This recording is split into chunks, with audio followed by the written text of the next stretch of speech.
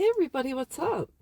I want to talk about mental health, and I just don't really understand why there's such a stigma surrounding the need just for a little bit extra. And the fact that there is so many different programs and so many different outlets and so many different therapists out there. I think a lot of it has to do with pride. I did it my way, and I'm not just saying it's men. But I think uh, some men, not all, say, I don't need someone telling me what to do, or I don't want to talk about personal things with a complete stranger. So I just think it's really tough. And I think it's hard to admit we need a little extra. I think without that, a lot of people turn to substances instead of sustenance. And so I'll just kind of talk about my own situation. I was raised in I took notes per se as usual. So I was raised Catholic in a semi-chaotic household. My dad was an alcoholic. My mom was disconnected for the most part. Maybe it's because she was dealing with my dad and raising four girls and this and that. But anyways, I went on to get married and had yet another semi chaotic household, and I was married to someone who was not kind, and I consider myself a survivor of domestic violence, and so then I got divorced and I raised my kids primarily by myself, and for the most part it was semi chaotic. It wasn't completely, but it was I raised them. I wasn't perfect, but that's just the way it was.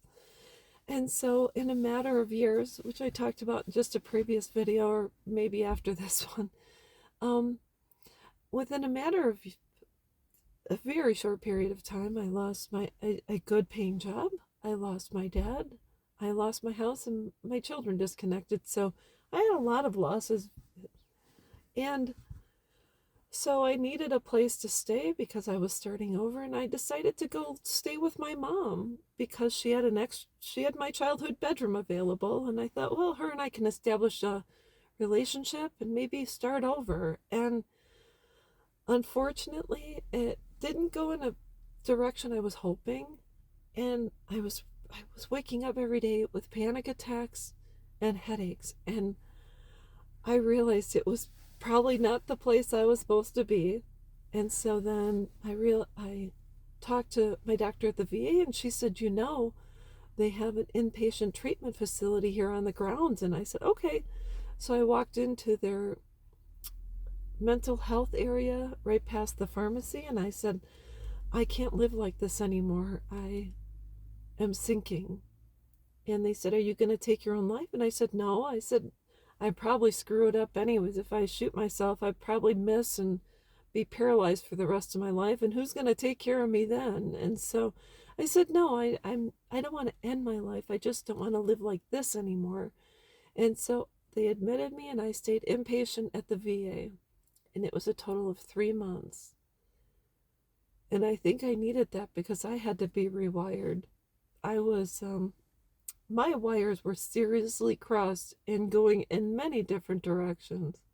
I was not flowing properly. And when I went into the VA, um, I told my story out loud. And someone says, are you listening to what you're saying? And I said, this is just normal for me. And they said, that's not okay.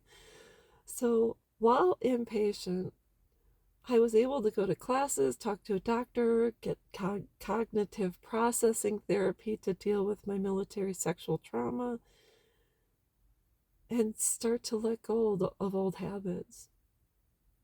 And I'll tell you, I was in pretty bad place. And so I think truly, in order for us to get better, we have to be removed, and you don't have to be put into a padded room. But I think sometimes the only way that I would have been saved was either through the loss of my life or the loss of my freedom for a period of time. And it's not like I wanted to be locked up and or anything like that. And you weren't really per se locked up. You were just, there are rules you have to follow. You have to stay on the VA grounds for the first, I think, 2 weeks. And then after that, you go on field trips and you get to go on outings and stuff like that. But I think I needed it. And I'm not ashamed to say it. I mean, my gosh, this has been so long, anyways.